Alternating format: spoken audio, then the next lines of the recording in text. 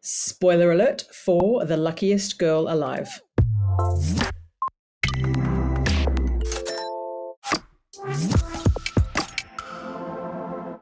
Hey everybody, Fiona here, and welcome to another episode of Stepping into Frame, our podcast all about women in screenwriting here at the Script Department. You can check out what our global pitch of screenwriters is up to by following thescriptdepartment.net or find us anywhere you get your podcasts. And today I'm joined again by Lorna. Hi, Lorna. Hi. And we are talking about, it's a very upbeat opening to this conversation on probably not such an upbeat movie. Today we are talking about The Luckiest Girl Alive. So we've both got our calming teas with us. So what was your first thoughts? What's your kind of elevator reaction, if you like? Well, I mean, we need a trigger warning for rape, don't we? Oh, Because yeah. it is quite intensely gone into, isn't it, in the storyline and the kind of impact that had. But I felt like compared to Blonde, which you guys obviously were talking about, Mila Kunitz's character, Annie, she had so much more agency. Um, Oh, gosh, yes.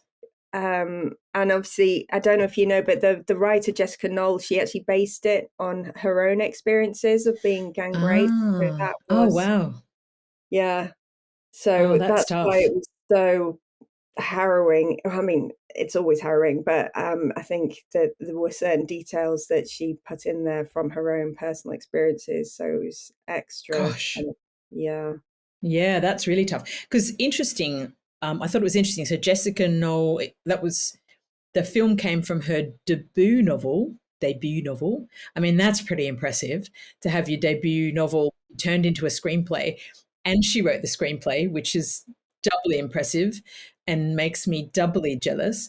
But but in terms of I mean, that is such a terrible story. I didn't know that. I heard it was based on some sort of real life events, but I wasn't sure the detail of it. So that is quite an interesting lens then to view the rest of the film.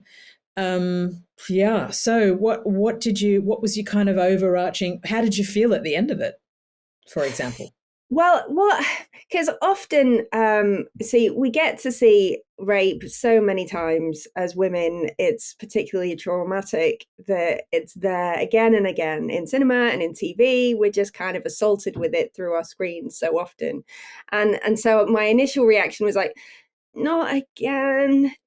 Just like it's almost like the TV and the film is kind of making it's not an if it happens to you, it's like when it happens to you. It's how much it's always just seems to be coming at us again and again. But and things like there were films like Red Sparrow where it's almost it is part of her origin story getting raped, and it's but and yeah, this film is absolutely not like that. In fact, the way that they handle it is that she doesn't actually, she's not able to properly um, move forwards in her life until she's able to process through what happened to her and come to terms with it. And that's when she moves beyond it and is able to kind of succeed and make choices for herself that aren't for other people. And she's constantly people pleasing Yeah. and that validation in all sorts of different areas. Yeah, it was it was quite fascinating to see that duality of character. So she is, I mean, yes, absolutely, loads more agency, like massive agency compared to, Marilyn in the Blonde movie. Um, I thought it was really fascinating the way she was so unlikable on her inner monologue was actually really unpleasant, but she was such a people pleaser on the outside. And it kind of intrigued me, that idea of a character, because we often talk about character, don't we? And is it okay to make an unpleasant character? And I've got a bit of a chip on my shoulder about the industry's general unhappiness with unlikable women. Like, we don't really like stories about difficult women is as protagonists. It's something that, and that might be, I think John Finnegan has told me that it's a chip that's on my shoulder and I need to get over it. But I kind of still have this thing that I think it is harder to sell characters that are women protagonists who are unpleasant. And so, and she kind of, and she's not unpleasant to most people, but she's got that really hard edge. And certainly her inner monologues, really quite nasty. Like some of the things she says to a mum, it's really kind of tough. And so it was kind of intriguing to me how she was set up as being really it was hard to kind of jump on what was her name? Arnie? Yeah, Arnie? yeah. The Tiffany, Arnie so, train. Yeah, the yeah. end of Tiffany, wasn't it? Yeah. For me, certainly at the beginning, but then progressively, and I guess that's the whole idea of the narrative structure, isn't it? By the time it unfolds and you see what happens to her, your whole perspective of it changes and you get this deep understanding of why she is as she is. How did you find her as her character? Well, there were so many little red herrings that were showing that were kind of inferring that she was going to end up being an unreliable character with an Yes. unreliable narrative, and I was just like, I was so on edge about that. I was like, please no. Don't let it be another story about and it didn't really happen. And Yeah. it's like, because I mean, so often again, it's the kind of poor boys that get blamed, like that are massively in the minority. Which it does happen that there are obviously rapes that are made up and people who are imprisoned and blamed unfairly, but the vast majority of cases never get to even the police, let alone to court and ending up going through. And so I was just like, I can't, please I don't need to see this. But in actual fact, I feel like that was the writer Jessica Knoll trying to almost interrogate us as a viewer and interrogate our own prejudices. So when picking up on those unreliable narrative hints, be like, oh yeah, of course she's made up, of course, and she'll have gone around shooting everyone. And not that I'd have blamed her, to be honest, if she'd have Yeah, I know. when it was in her hands. But yeah, and so I was like, phew, it was slightly traumatic to be fed that red herring, but I was relieved the fact that actually that's not what the story was about, and it was about the fact that she barely believed herself, let alone anyone else. And it was set up to us kind of really in that one of the first scenes where she was at school and she was handed back her essay that she wrote about Holden Caulfield, and the teacher says to her, it's a fantastic essay about the unreliable narrator of Holden Caulfield. And so you go, okay, so this is what we've got here. We've got this unreliable narrator. And also I think it was the very first scene. It was the very first scene where she's with her fiance and they're shopping for knives, and then the knife turns and it gets all violent.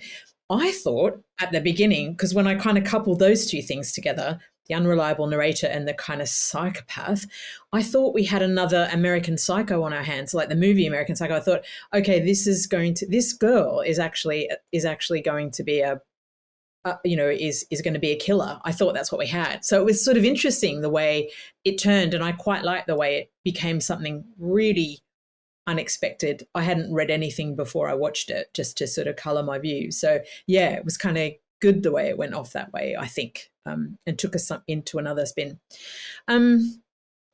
Tell me, so many things I want to ask you about. Tell me about, okay, maybe I'll come at it this way.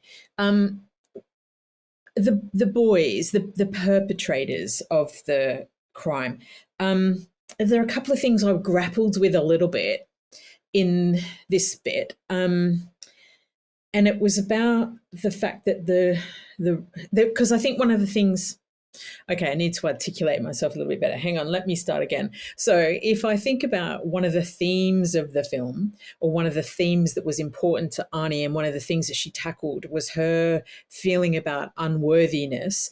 And particularly from a financial point of view, she felt like because she was a scholarship kid in this big private school with everyone else that was rich and she wasn't, and she really felt that, she really carried that right through her life. I thought she still hung on to it at the end, and we'll come back to that because I want to kind of talk about the end state a little bit later, and how she sets up the sort of her ideal life going forward, but we'll get back to that. But from the boys' point of view, just comparison to Moxie. In Moxie, when in hang on, so in the Moxie movie, there's the high school, the antagonist, if you like, is this hot, wealthy guy who is untouchable. And in this movie, we had also a group of boys that she said were untouchable. That was actually the word she used in the piece. But I didn't feel like that came across very strongly, that they were actually those kind of characters. I actually felt I felt a little bit like they were a bit muddled up. There was a bit of time where I couldn't quite work out who was who of those Oh, friends. they all looked the same, didn't Yeah, they they? did, didn't I they? And really I couldn't tell wondered. who was who. Like, yeah, Exactly. And that was really noticeable, wasn't it? So do yeah. you think that was deliberate? I was talking to my husband about this today, and I thought, do you reckon that was because it was, to me, very striking if I compare it to Moxie, which is similarly, well, the whole move's about the high school kind of, and the guy that is sort of sexually harasses one of the other girls, and he gets called out for it, and there's rape and blah blah blah, and it's a very different kind of film, but it's really sets up very clearly from the beginning that this boy is the kind of school hero and he wins all the sports competitions and everybody loves him. And but it wasn't very strong here. It was actually very subtle and actually quite hard to work out who was that one guy that was responsible, you know. And I thought maybe was that, do you think that was a mechanic of the director and or the screenwriter to kind of blur this sort of idea of just a generally revolting, Yeah, entitled yeah, male character? yeah, What do you think? maybe. Maybe. I hadn't really thought about that. I just thought it was me not Yeah, being able to yeah. tell you. Well, I thought it was me too. So Yeah. then I thought, okay, well, maybe there's a reason. I always like to check myself and go, okay, was that really a problem, or did you just miss something? Which is, quite often the case. Okay, interesting. So then, uh, off the back of that, this whole idea about wealth was something that she kind of liked and didn't like. And there was that seminal moment, wasn't there, after the school shooting where she went back to school and they went on the excursion, and she was going up the steps of the building, art gallery, something, and the woman was walking down the stairs and she was like on a phone and she looked beautiful and she was everything that Arnie went, I want to be that. And she kind of, that's what she became, right? But then in the end, she sort of didn't reject that, which I also thought was interesting. She didn't actually, like, she rejected her Yeah. rich boyfriends, but she didn't Mm. reject that lifestyle ultimately, did she? Yeah. She sort of went, Yeah. is it, But did you notice that, or her character development was more about her taking control of her life and not trying to please everyone. So, so she was trying to figure out what she wanted and what other people wanted for her. Because obviously she had a mum pushing her into this Ivy League lifestyle, get yourself a rich boyfriend, and then you'll be set up for life. Um, and then obviously there's the boys that she was trying to please by apologizing to them and feeling like it was her fault and not being sure about what happened and not saying what happened and worrying about what a mum would think. And obviously a mum wasn't very supportive when she did find out, and so it was all like so much of her thought process was about what other people will think and what other people want her to do. And so that was what she rejected at the end, rather than it being about money and um, power and a position. Um, it was about her own choices and knowing what she wanted. Yeah. I guess that's probably true. Although I kind of hoped that the kind of like the going through that process of going through the trauma, essentially, working through the trauma, the choices that she'd made for this whole kind of, because the lifestyle of everybody around her was really shallow. That whole New York, all about money, all about status, all about what you look like, all about how much you're earning. It's so vacuous, right? But but then Yeah. so even though she wanted to be a writer, she still went for the New York Times magazine, right? Mm. She still went for the kind of, I've Yeah, become a yeah. viral sensation right at the end. And I kind of was surprised about that. I kind of hoped, I think, that she would have rejected that completely and just gone a whole different direction. And so, but you're probably right. It was probably less about the rejection of her environment and more about her listening to herself, I guess, and working out who she really was, I I guess. think trying to expect a New Yorker to kind of step back and go, "Hey, this whole culture in New York is a bit crap." It's a lot to Yeah, expect. who needs it? I'm going to become a hippie. Yeah, I'm going to go and buy a van and travel around and buy a dog and surf for the rest of my life. Yeah, you're probably Yeah, right. yeah. It's probably too big an expectation. But yeah, I thought that was kind of it kind of intrigued me a little bit. So what did you think about like characters and structure? What were the sorts of things that hit you about the piece? Um, well, I mean, her mum, I can't remember the actress's name, but the actress who played her mum was brilliant. I've seen her in Friday Night Lights, and she's just brilliant. Um, and so yeah, she was an incredible actress. Obviously, Mila Kunis is an incredible actress, and the girl who played the younger Arnie, I mean, that must have been really traumatic. And they did have a an intimacy coordinator to help her with those scenes, and I was reading about how the director had like basically written contracts for each of the different scenes that they were going to film. So talking to the actor and saying, okay, what are you comfortable with? And then them talking it through and then writing a contract to say, this is what you've said you're okay with. This is what we're definitely not going to do. So this is how it's going to go down and it won't deviate from this, which I think is brilliant. Because I mean, it's just, I can't imagine what it's like for a kid having to be in that scene, and it must be traumatizing just to act it. Absolutely. Absolutely. She did an incredible job, didn't she?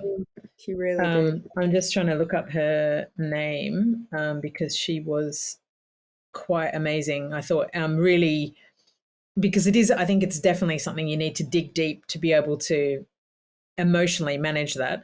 And she was absolutely incredible. And her name is Chiara Aurelia.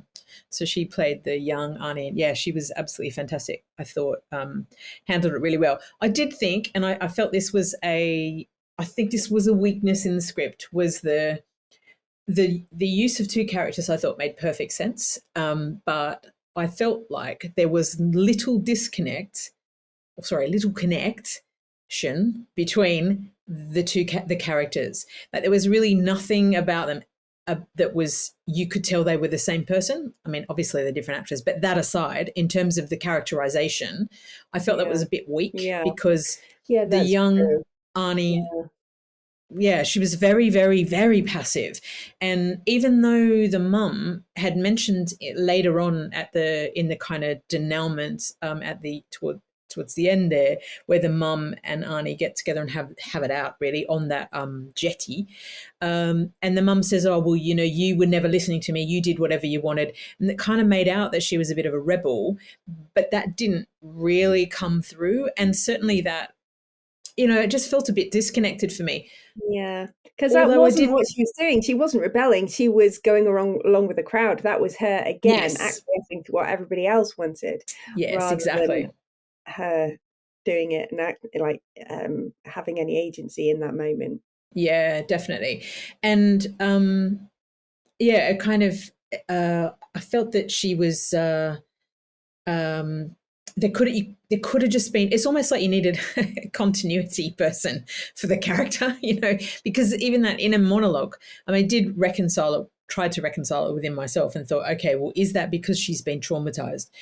Do you have that kind of a fundamental character shift pre going through two incredibly traumatic events? I mean, one of those events is life changing, let alone two within a short period of time. And I thought, well, maybe the character did, maybe she did just harden up. Maybe she did get that tough internal monologue because of what she's been through.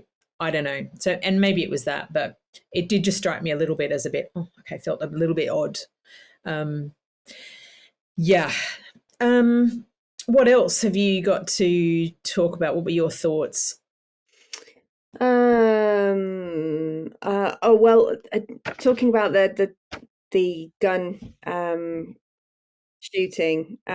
So they got Sandy Hook promised to read all the versions of the script from a gun violence point of view, making sure that was realistic. So obviously she was drawing on her own experience, although she didn't admit to that to start off with. She would just used to say to people that she did research. Oh, And really? yeah, so Wow. it took her. She wrote a really, really good essay that's worth looking at. That is on Lenny Letter.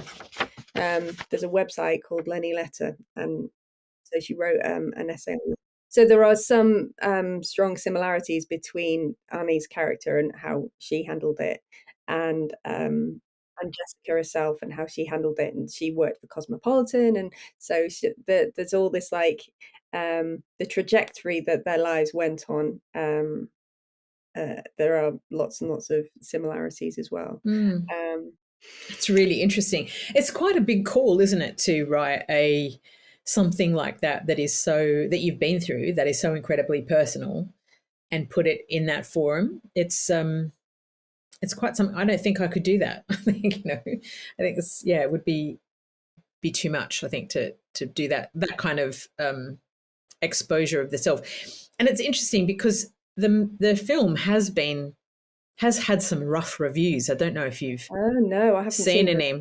Yeah, it's had a few rough reviews, and some of them are around things like some of the reviews took quite a umbrance, if you like, with the fact that she used it's the combination of the high school shooting and the gang rape, and one review said that they felt like the high school gun violence issue that had happened because of it was used as a backdrop to kind of just put the gang rape story against, if you like, and that was not a good choice, which I thought was interesting. That didn't strike me, but I thought that was interesting. Someone else talked about uh, the again the money thing and how the Arnie character, her anger manifests to the mother in only about her social class,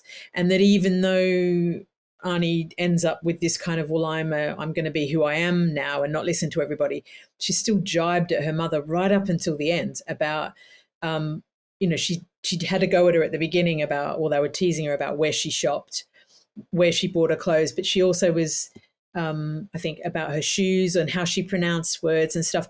And I thought that was a bit of a shame, actually, because it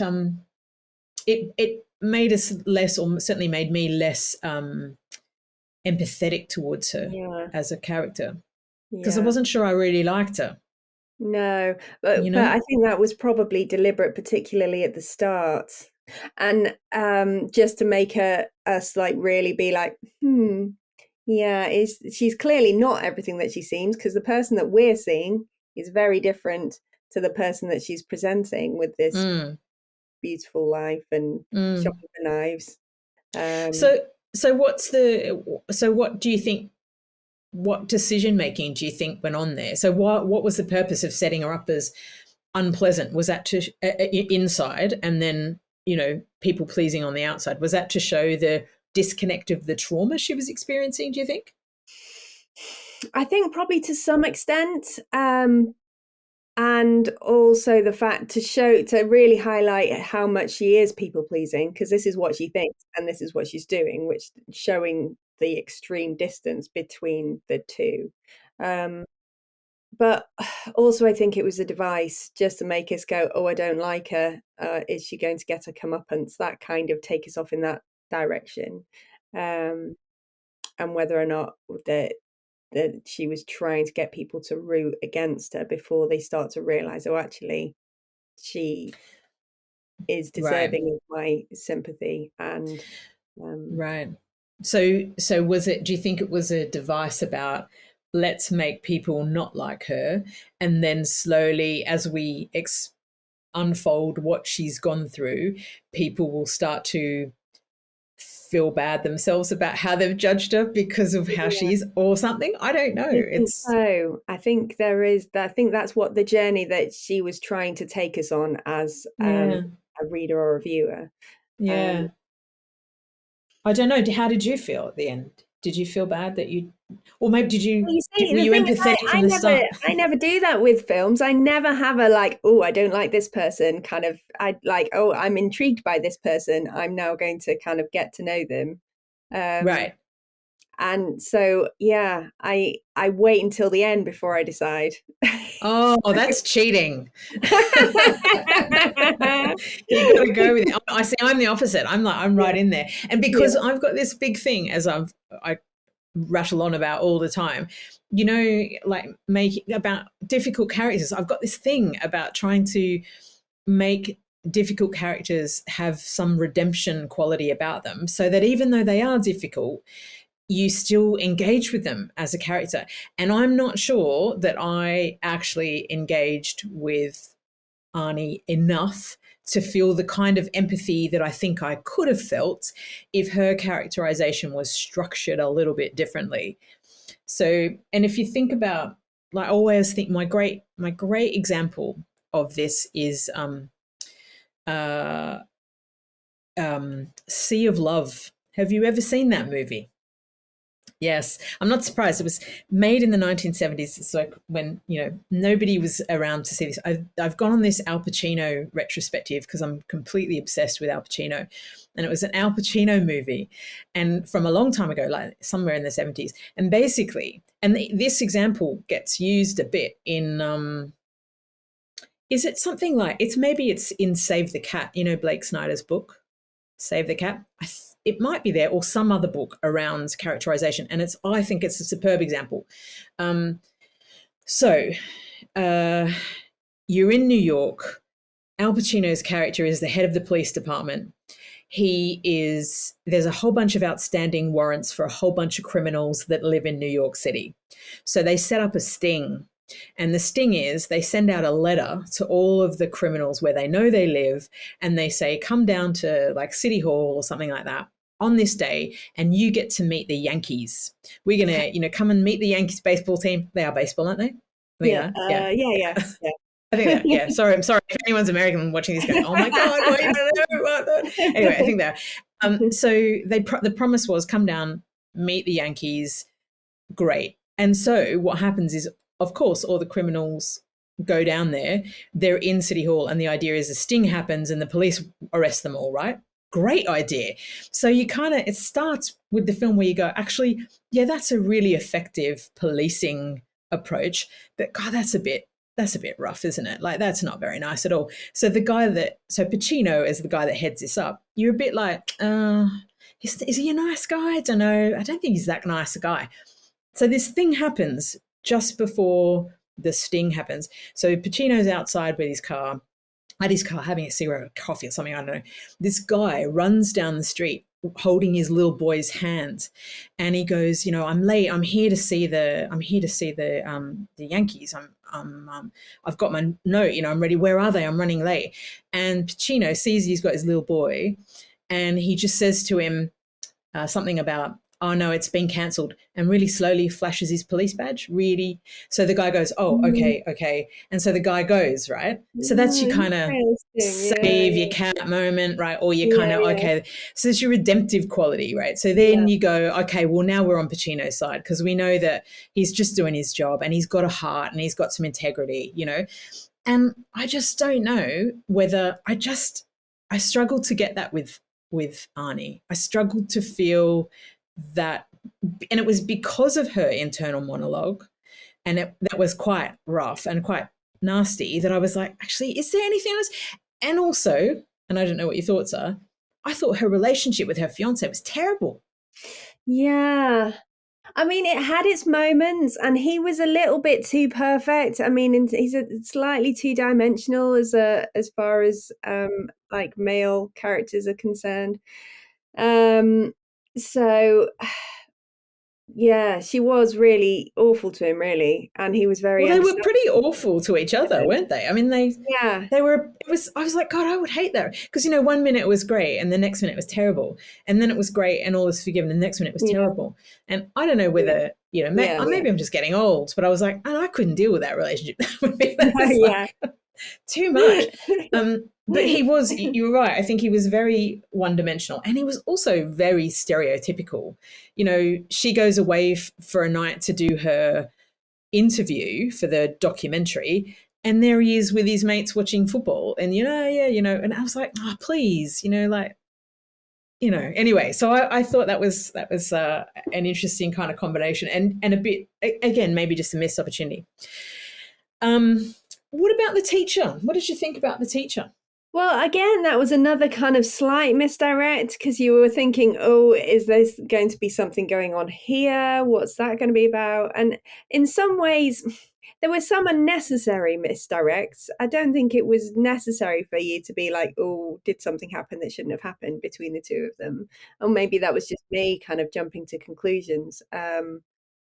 I think it's okay to have teachers who are just nice, and you can go to them and they will do the right thing. And then obviously the headmaster was awful, but the And teacher he did. still got fired. Yeah, yeah, he did. Yeah, which was a Um, bit a bit sad. But yeah, it was a red herring, wasn't it, for us? Which was, I feel like he was underutilized as a character. I would have liked to have seen more of him in there, because I think the bit that really intrigued me was right at or early on, when he re-met the teacher, when she re-met him at that restaurant, yeah, when her, yeah, yeah, and because you're trying to piece things together backwards, right? mm, When yeah, he comes in, and that there was a really interesting dynamic between them, and the conversation was really interesting, and I kind of thought, oh, it really intrigued me as to where the relationship was, what was going to again unfurl, and what was the truth of it. And I also thought at that point, oh, maybe something went on between them.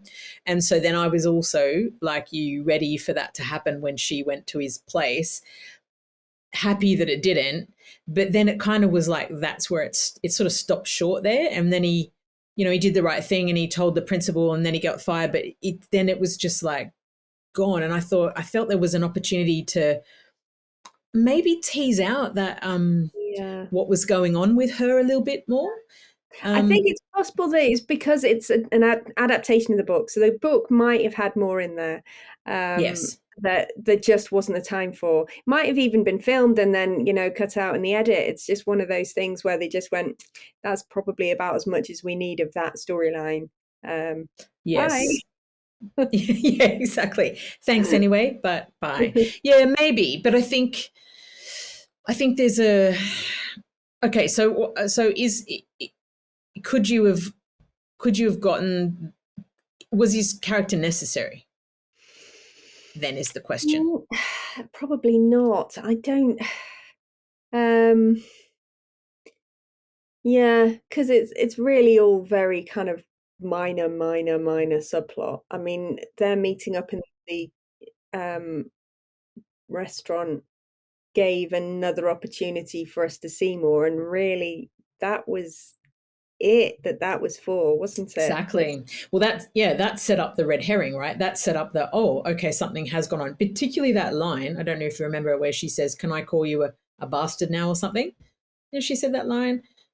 There's a line like that, and I thought, oh, okay, something's gone on between them, because you don't have a teacher-student relationship like that normally, right? Unless there's some type of intimacy, and I don't mean physical, but you know them very well, right?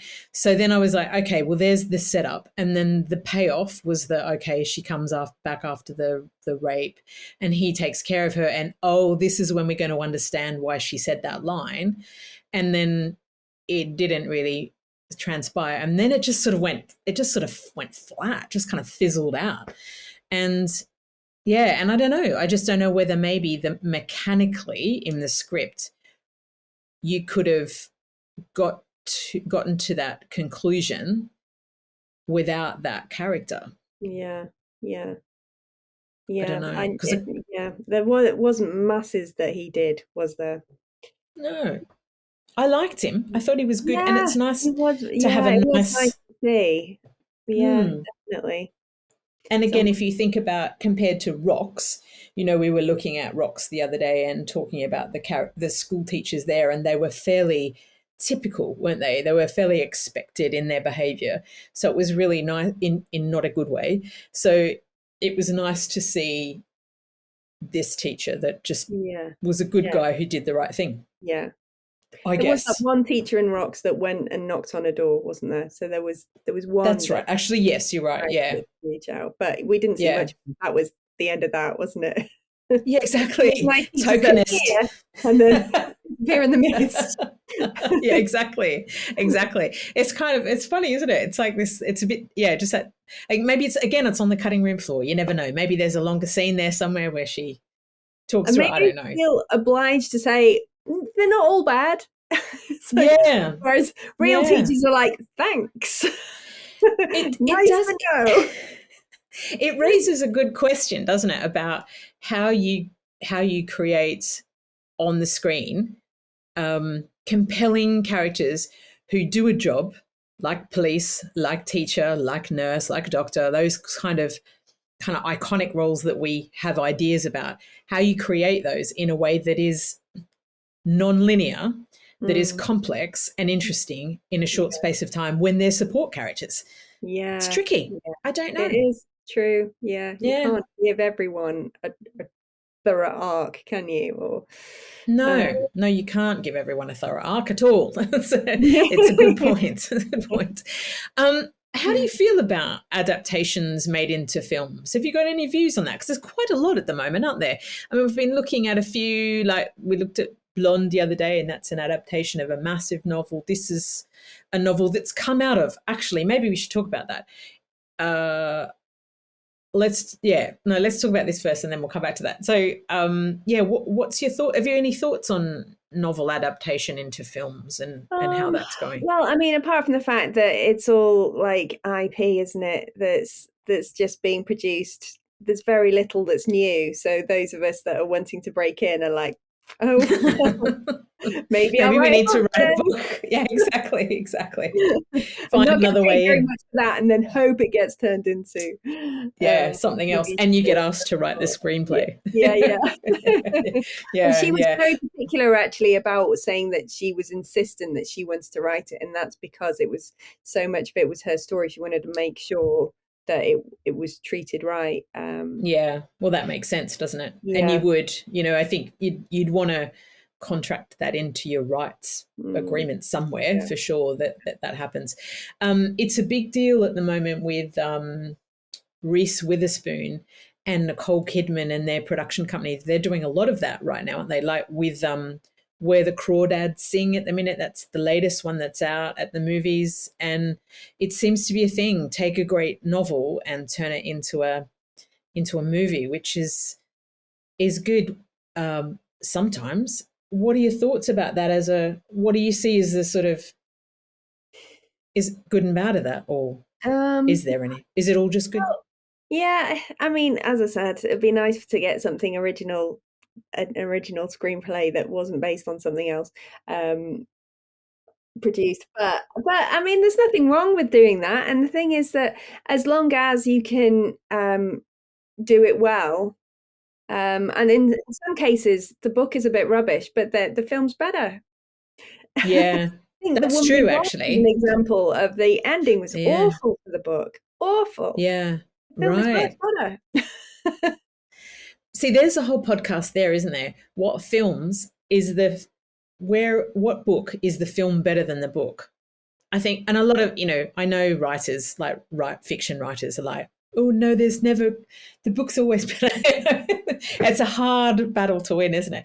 But sometimes the films are better. So yeah, it's an interesting one, isn't it? And I don't know. I just wonder why. I just wonder why there is so much of the adaptation going on when there are so many great stories. And I understand from in the Reese Witherspoon example, they're championing women writers, and that's ace, all behind that. But it's like, well, let's like champion the women screenwriters too, because there's a shed load of stories that are ready to go. But yeah, it's funny. I don't know. I mean, I was a bit damaged by Blonde, I think, as an adaptation. I hadn't read it though. That was the thing. And I don't think I would read this book. I don't think with Luckiest Girl Alive, it doesn't incite me to read it. Does it you? No, I mean, sometimes I do just to see what the difference is. Um, and I'm sure there'll be a lot more kind of the internal monologue, so we can read that more and kind of, because obviously, and that's one of the things we're told never to do voiceovers, and that's one of the reasons we've got voiceovers, because without it we don't get that internal monologue that you get in the book. And that is obviously a failing of films. A difference between films and books is the fact that so much internal monologue, and I never really enjoyed doing the internal monologue. So it's like you can go read a book and be just like, sometimes when I'm reading a book, I just turn the pages to see, oh, look, there's some dialogue. Oh, look, there's some actual action happening. Well, It's like, it's blah, blah, interesting. blah, blah, blah, blah. It does raise the question, doesn't it? Is can you achieve filmically the internal dialogue without using a voiceover? And I think you can. I think if you write good dialogue and good action, you can get across what you need to get across without necessarily having to do voiceovers. Because there were a lot of voiceovers in this movie and a lot of flashbacks, like lots and lots and lots of flashbacks.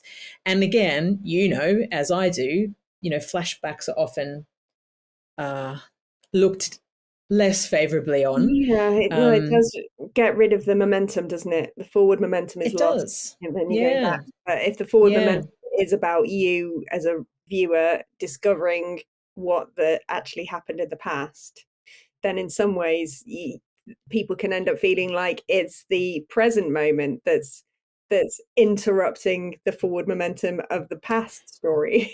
Yes. And I think I felt a little bit like that with this because it went back and forth loads, right? Loads and loads and loads. And yeah, because, we often talk about how not to write flashbacks, which is not to be tokenistic about them and not to put them in to fill a gap in or to save yourself some exposition.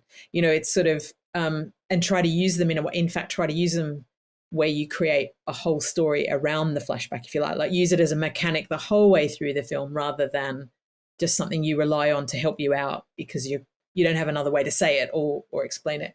And so I think from that point of view, it was good because it was definitely a feature of the film that was used as an actual mechanic to move us through and make us understand. And the history was so important for this film to understand where she was. So from that point of view, I think it was all right. Yeah, but yeah, I don't know. It's a good question around whether you can get the internal monologue without doing voiceover. I don't Yeah. know. And there are lots of stories where it's possible to adapt the book into a film and you don't need the voiceover. I think Hunger Games is a brilliant example, actually, of how they're very true to the book with a few like exceptions in there and different scenes that but and you get everything. And because she is quite a complex character, Katniss, that you still manage to get the fact that she's not your typical hero. She's a bit of an anti-hero, like, because she wants to kill the cat at the beginning. That's Right. but yeah, that you can't help but love her, and yeah, and they manage to get that internal kind of conflict and there in everything else, and that's partly because the book, I think, is written so well that it comes out in her actions, and it's not just heavily leaning on the internal monologue to show how it is that she's feeling. It's in Right. everything that she says and does as well. Interesting, because that is one of the criticisms, or when in these reviews that have criticized this film, they've criticized the film. A couple of them have mentioned that it's actually the weaknesses in this film come about because of the weaknesses in the book. So yeah, interesting to consider. So what is it about the Hunger Games that makes it not do that? Like, can you see how they're doing it? How are they making that work? Is it about the complexity of the character? Is it and it's also the fact that, say for example, I think someone's going to correct me now, but I'm pretty sure. So in the bit where she threatens the cat, that is actually internal monologue in the book, right? But I think in the actual film, I think she says it to the cat that she's, and that works, right? Yeah, that works. Yeah. Yeah. But someone will, because this is off the top of my head. It's been a while since I've watched it. Need a disclaimer across the bottom. Lorna, exactly. Yeah. Do not trust this fact. You know what? We need a stepping into film fact checker, don't we? We need start a Twitter channel, a fact checked. Anyway, yeah. So, but I think that's perfectly reasonable, isn't it? That, from a film point of view, is a really good way of. They say it out loud. They talk to the cat. Of course, you would. Yeah. Very, very interesting. I'm going to watch it now. I've never seen it. Oh, really? No. I would highly recommend reading the books and also watching the films. My children have only watched the films. Actually, no, that's not fair. Seb has read the first one. Right. Okay, well, that's good. Okay, well, now I'm intrigued, so maybe I will. And I like that. I like something that intrigues me to watch the film and read the book. And I get, when we were talking about Blonde last week, do not want to read that book, do not want to read this book. And I feel terrible about that, but actually that's not my responsibility. That's, that to make that so, what can you do? But still very interesting. And I don't know whether I would say I enjoyed this movie, but I was definitely intrigued by much of it. And I don't know whether it quite deserves some of the negativity it's received. I think it shines lights on important things, which is always good. Yeah. I think so. Agreed. I'm not a huge fan of psychological thrillers. I know they're really big right now, but that's generally, psychological thrillers do tend to put me on edge anyway, and usually because it's got lots of, or certainly a large part of the plot is to do with violence against women, and it's not my go-to downtime thing to do, is to read about violence against women. So that's generally why psychological thrillers make me go, That's a really good point, because I quite like thrillers. In fact, I do like thrillers a lot. But I also, I went to a crime writers festival just because, why not? I'm not a crime writer, but I kind of like books. Someone was talking, I can't even remember who it was, but they were great, whoever they were. So if that was you and you're watching, you were amazing. And they were saying, and I thought this point was fascinating, that when you read crime thrillers, it's really common to have a naked woman wash up somewhere, or a naked woman found somewhere. And this whole trope about the naked woman murdered, killed, found. I think right back to Twin Peaks, like Laura Palmer wrapped up in plastic on washes up on the side of the lake. It's a trope that we repeatedly use or is repeatedly used in crime thrillers and novels forever. And it's you don't I as women you don't even think about it. And when I heard it I was like, oh my god, of course that happens. You don't often find the hot naked guy No, dead no, on the indeed. beach, right? Yeah, yeah, Like, and it's kind absolutely. of like, well, yeah, why does that trope not exist? But this does. And you're right. Here we have again this sort of the ease with which we portray in films these terrible things happening to women, and you don't even think twice, do you? I mean, you look at it and you go, well, that's terrible, but you're almost immune to it, Yeah, aren't we? In a yeah, way, it's so expected, I think, yeah. which It is is normalized, which it is normalized. Yeah, no the thanks. disappointing thing about it. Mm. Yes. So, anything else you would like to add that we haven't talked about? Any particular Mm. points we haven't covered? I think I have covered everything in my notes. What? Yeah, How would you wrap it up? Would you watch it again? no, but again, that's psychological thrillers and violence against women is not my usual kind of fare for my free time. But although she does, like as I've said, she does have agency, and that it's not not the rape that leads to her having this like life that a trajectory. It's actually that stunts her from doing what she wants, and it reinforces to her that she needs to keep everybody happy. Um, and so I very much value the message that that is portraying. And it's definitely of the type. It's a really good example of how to do it. Um, Hmm. Quick one. Something that did come up that we didn't touch on, and we were talking about the oh rich yeah, yeah, guys that were, yeah, yeah. Um, I thought it was kind of a intriguing choice around how even though the guys were gang raped her, which was terrible, her friends were the ones that ended up doing the shooting. And I actually thought that friend of hers, the guy with the curly hair, whose name I can't remember, it really surprised me that he was the one that had done the shooting. Because actually, he played Arthur Finneman. That's right. Thomas Babuski is his name, and Babuska, and he was very good. But I actually thought of all the characters in her life. Oh, actually, we must talk about one other very quickly. He was one that seemed to have some integrity. He was the one that said to her, you need to out these people, and I guess, and I thought I'm not sure if that was particularly fair to represent the social outcasts as the ones that are the killers, because again it's a bit tropey, isn't it? Here we go again, the guys on the outside, particularly the friend of theirs, the one with the glasses who had that yeah, terrible thing happen to him in the yeah, woods, yeah, doesn't fit the idea, the image of a guy that you'd think would turn killer.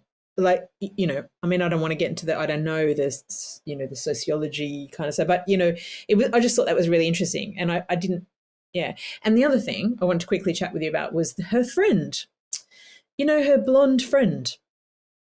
And she also was one of the only people in her life that was actually genuinely nice, who came from that other side of the tracks, if you like. And I felt she could have been perhaps a stronger figure, because I liked the fact that she was there consistently, and she did seem to be a really good person. And I wondered whether that could have. I thought there was an opportunity to maybe develop that relationship out a little bit more, because she was the only person that had come with her all through that high school yeah, thing. I don't yeah, know.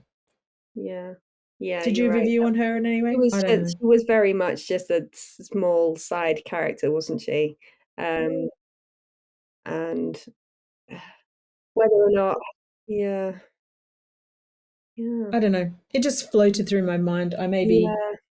Yeah, you're maybe right. not. There needed to be something more there. There wasn't really a moment of them ever. I mean, maybe that's what she was there for, that for once, rather than there being an antagonistic relationship, it was like, actually, it's possible to have friends who just support you.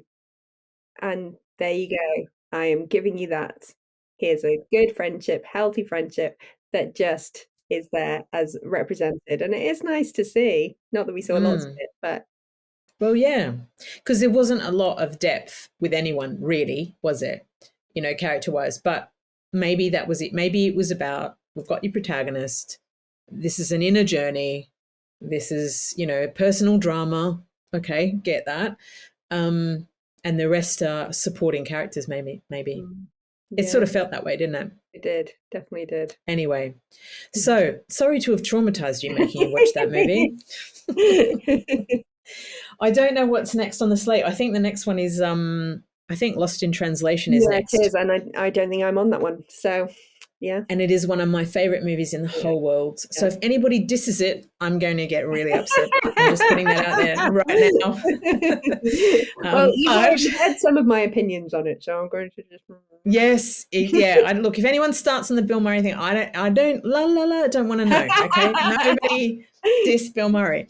Anyway, we'll get to that later. But thank you so much, Lorna, for joining me, and thank you for watching this. I appreciate you doing that. You've had a couple of tough watches, so I Yeah. appreciate you. We'll get some good things happening after this. More fun, more Yeah, yeah. enjoyment, It's the rom-com one I'm more. really looking forward to. I know rom-coms. Yeah, that's a little teaser. We're going to be, is the rom-com dead? I can't wait for that. I think that we'll need to make that like a 3-hour Yeah. podcast. I think. Like a half-day workshop, I think, to work our way through that. Anyway, thank you very much, Lorna, and thank you very much, everybody else. If you have enjoyed watching the podcast, you can find us on anywhere you get your podcasts or check us out on social media. Thanks very much. See you next time. Bye-bye.